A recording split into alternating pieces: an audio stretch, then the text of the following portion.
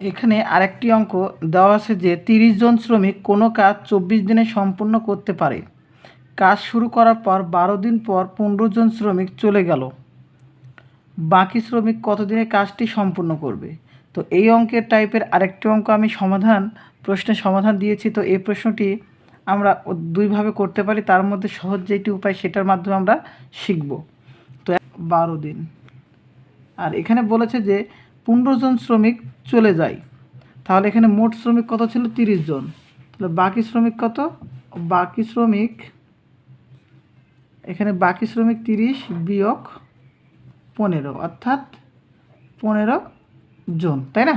তাহলে এখানে আমি বাকি দিন বের করতে বললাম এবং বাকি শ্রমিক বের। তাহলে 30 জন শ্রমিক কোনো কাজ বা যে কোনো কাজই 24 দিনে সম্পূর্ণ করতে পারে, কিন্তু 12 দিন করে, মানে তাহলে কাজটা কি তার দিনটা 12 দিনটা কাজ করে।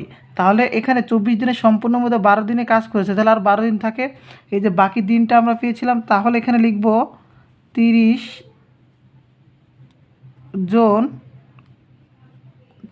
জন শ্রমিক কাজটি করে কয় দিনে? 12 দিনে। তাহলে একজন শ্রমিক কাজটি করে, তাহলে একজনের ক্ষেত্রে এই কাজটি করতে কি লাগবে? অবশ্যই বেশি দিন লাগবে, তাহলে 12 জন। তাহলে এখানে আমরা কি করব? 15 জন শ্রমিক কাজটি করে, তাহলে কম সময় লাগবে, 12 গুণ 30 ভাগ 15 দিন। 15কে 15, 15 দুগুণ 30, তাহলে 12 দুগুণ কত হবে? 24 দিন। অর্থাৎ 30 জন শ্রমিকের মধ্যে যদি 24 দিনের কাজ করতে পারে এবং সেই কাজটি যদি 12 দিন করার পর 15 জন শ্রমিক আবার চলে যায়, তাহলে সেই কাজটি করতে আবার কতদিন লাগবে? বাকি যে শ্রমিক থাকে 15 জন, বাকি দিনও থাকে 12 দিন।